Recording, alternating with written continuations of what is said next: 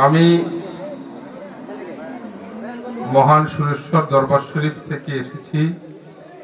সুরেশ্বর দরবার শরীফের একজন ক্ষুদ্রাতি ক্ষুদ্র অতি নগণ্য গোলাম।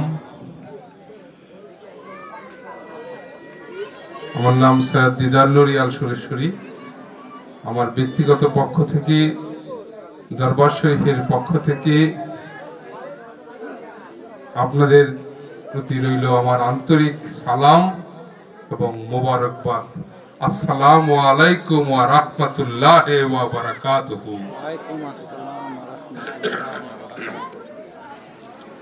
এই শীতের রাত্রে নিজের বাড়ির, নিজের ঘরের আরামদায়ক লেপ কম্বলের নিচে থেকে আপনারা যে এই জায়গা পর্যন্ত, এই মাঠের কাছে পর্যন্ত আসতে পারছেন, এসেছেন, সেই জন্য অনেক অনেক শুকরিয়া, অনেক অনেক ধন্যবাদ।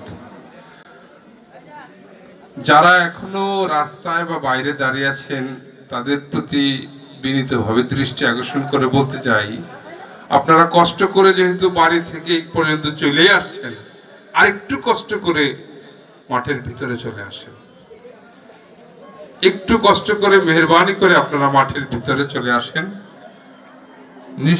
নিশ্চিন্ত থাকতে পারেন, এইখানে এই মাঠের ভিতরে কোনো অনৈতিক, কোনো খারাপ আলাপ আলোচনা হবে না, কোনো পাপ তাপ অপরাধ গুনাহ খাতা করা হবে না ইনশাআল্লাহ। বরঞ্চ এখানে সন্ধ্যা থেকে আপনারা লক্ষ্য করেছেন, এখানে বরঞ্চ আল্লাহ, আল্লাহ রাসূলের সম্মান, আল্লাহর ওয়ালিদের সম্মান আলোচনা করা হচ্ছে। আল্লাহ, আল্লাহ রাসূলের প্রতি আমরা সালাম জানাবো,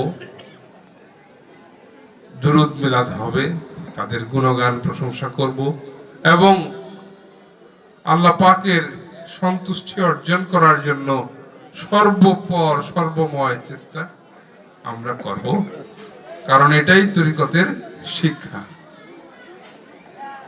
এটাই তরিকতের শিক্ষা, এটাই ইসলামের শিক্ষা। যে কারণে আমরা প্রকৃতপক্ষে আল্লাহ রাব্বুল আলামিনের,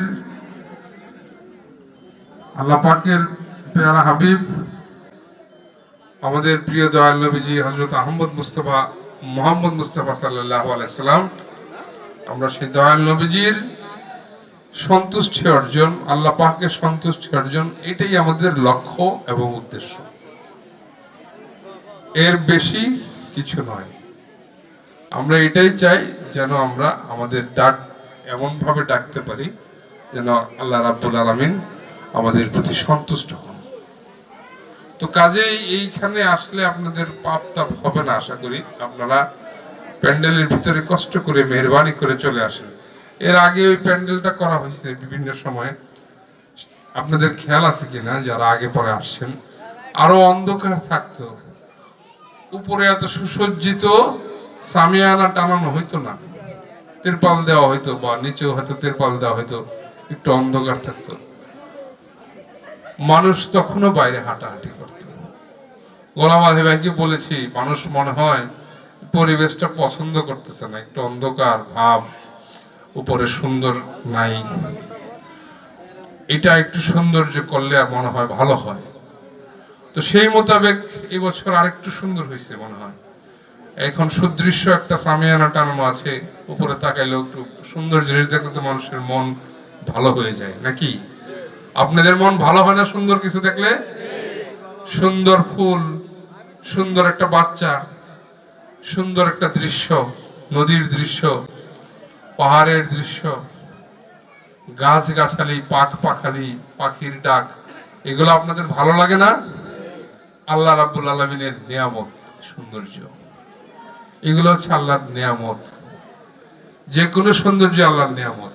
তো তেমনি ভাবে একটু সুন্দর করার চেষ্টা করা হয়েছে পরিবেশটাকে, যাতে করে আপনারা ভিতরে আসতে লজ্জা বোধ না করেন, ভিতরে আসতে কুণ্ঠা বোধ না করেন। ভিতরে এসে বসে দুটা কথা শুনলেন আল্লাহ পাকের সামনে, আল্লাহ রাসূলের সামনে, তাতে দোষ তো কিছু হইল না, হলো বরঞ্চ একটু আমার মনে হয় যারা আল্লাহর প্রকৃত বান্দা, যারা আল্লাহর রাসূলের প্রকৃত উম্মত, তাদের মনটা একটু প্রশান্ত হয়। হয় কি না? একটু শান্তি হয়। আল্লাহর সামনে দুইটা কথা শুনলাম, আল্লাহ রাসূলের সামনে দুইটা কথা শুনলাম, একটু মনটা ভালো লাগলো। এই মনটা একটু প্রশান্ত হয়, এটা আমরা মনে করি যে এইটাও একটা আল্লাহর খেদমত।